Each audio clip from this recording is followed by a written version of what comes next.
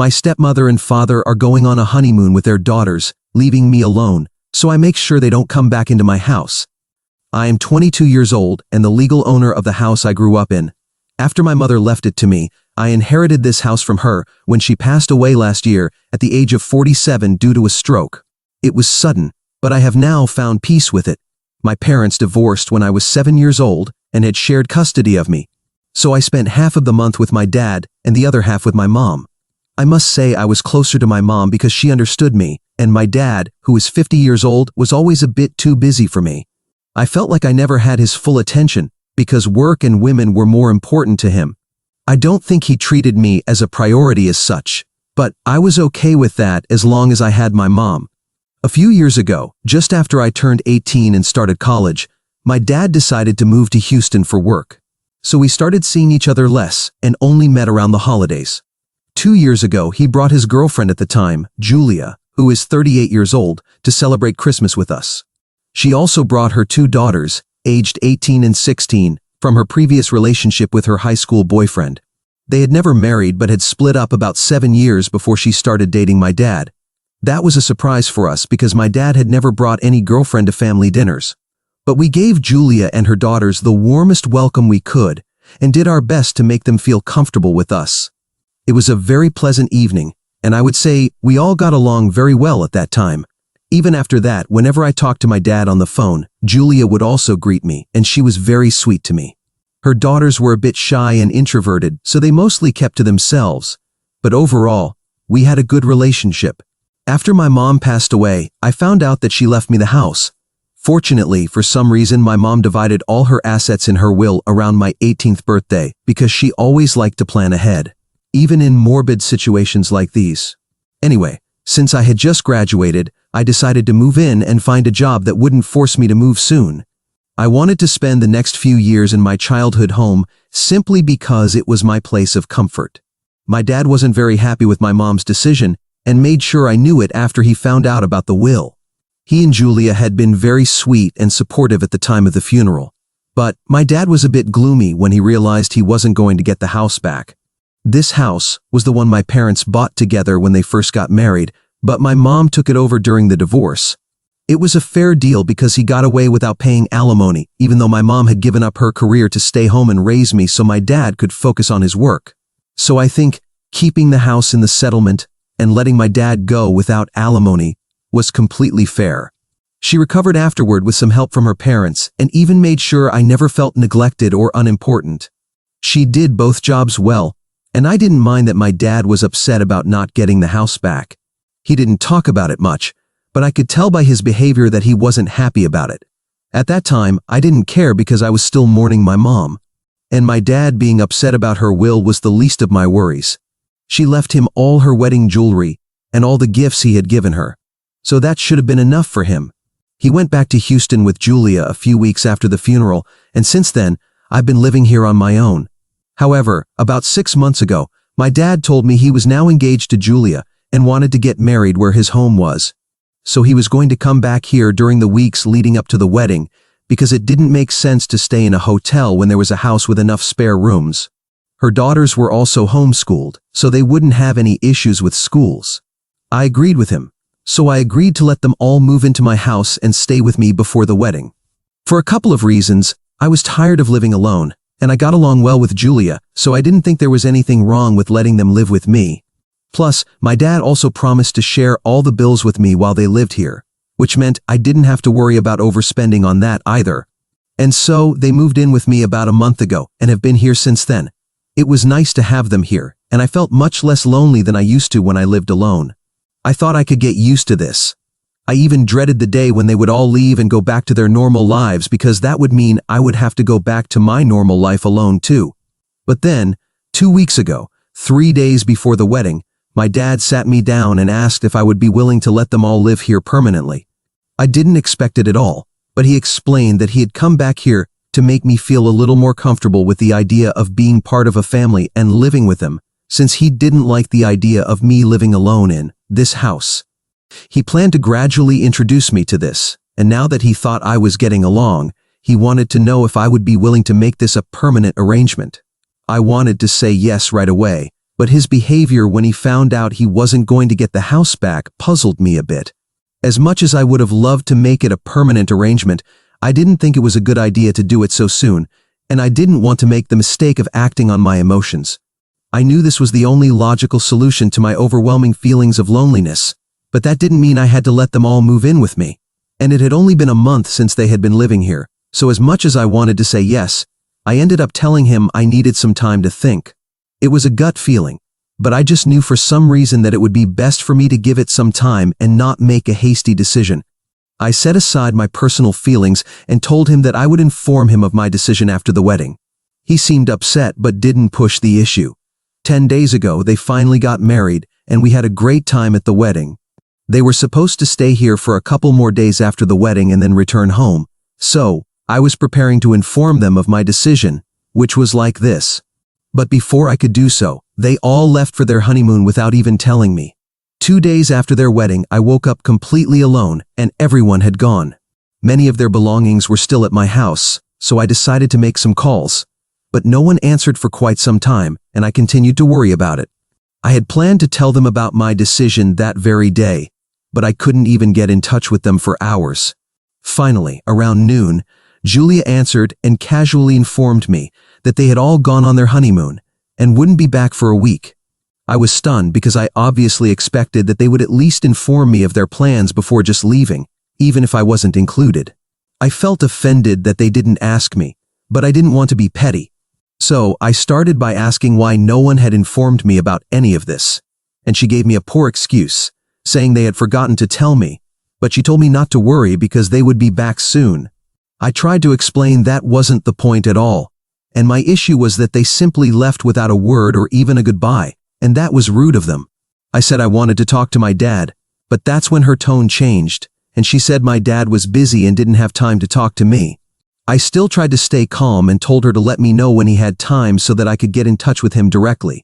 And I said it politely, but she turned on me and suddenly went from being sweet to being a really biting and cruel stepmother.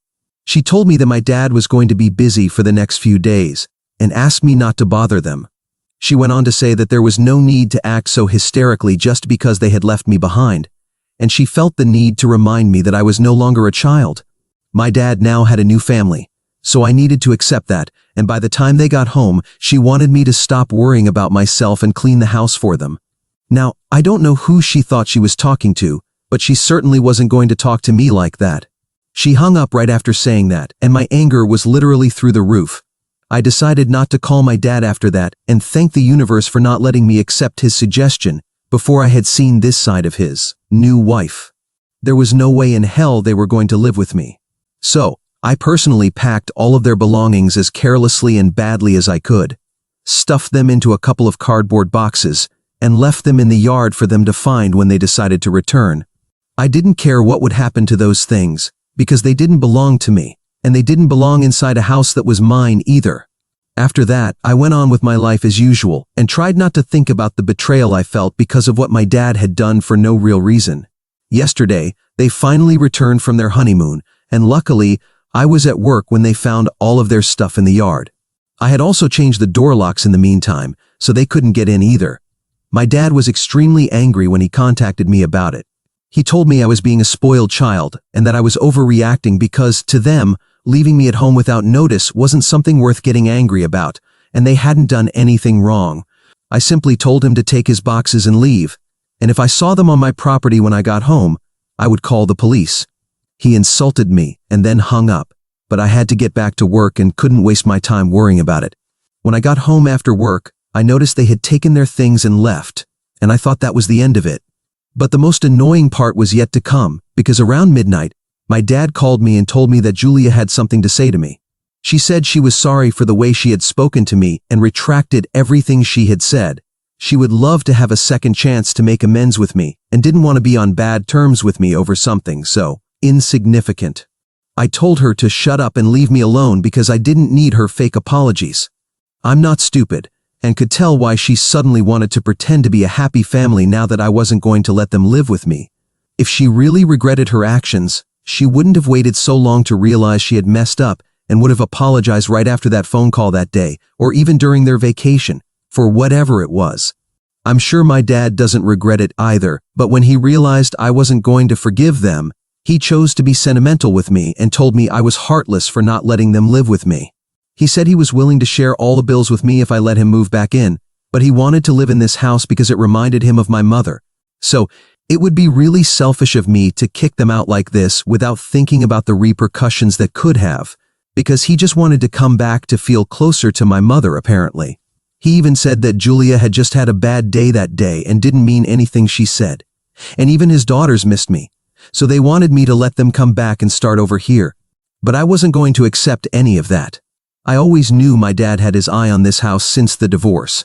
And now that he'd seen this side of Julia, he didn't want to risk anything. So I told him they could come back home because I wasn't going to change my mind.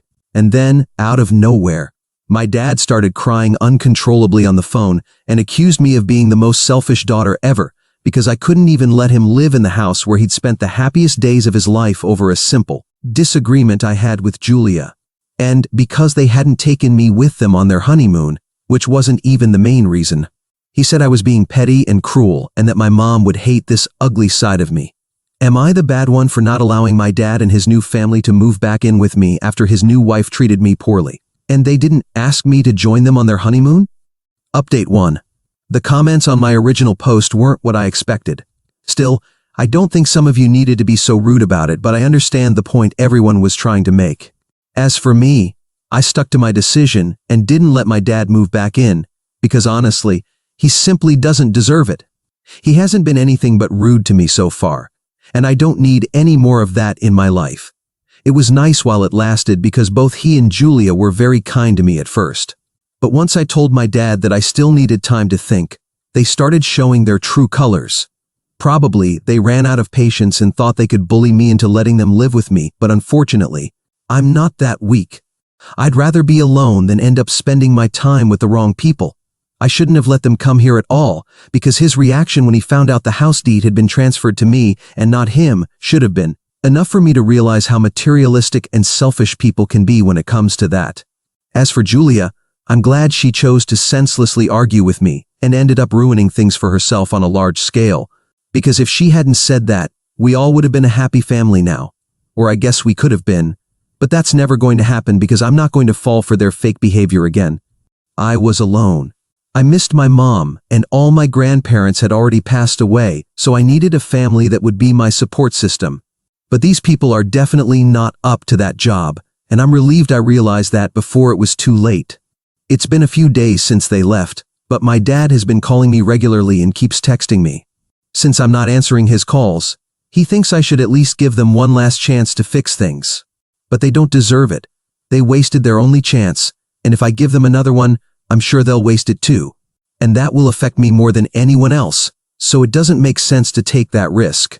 I feel bad for treating my dad this way, but there's not much I can do in a situation like this. You reap what you sow, and in his case, he never bothered to make much effort with me, so he has no right to complain when he realizes that I'm not going to make life decisions based on him and his feelings. But he never did that for me. Update 2. Apparently, my dad not only insists but is quite desperate to move. Guess why? Because he didn't take a break from his job as he claimed. He was fired a couple of months before his wedding and has been living off his savings until now, which were quite substantial. But now, after an extravagant wedding and a luxurious honeymoon, he finally told Julia that they couldn't afford to come back and try their luck in Houston because he couldn't pay the rent there. And Julia quit her job to be a housewife after meeting my dad, so she couldn't help. Now they needed to find a place here, and my dad just assumed that I would let them live with me. Julia had no idea about any of this until he told her the truth, which is why she didn't even bother to apologize. So I was right about her not having any real remorse for her behavior. She is as fake as can be, but that's the kind of wife my dad deserves anyway. Today he contacted me and asked me to let them move in for just a couple of days, until he can find a decent job that pays enough for them to afford moving. But I told him I wasn't going to do that.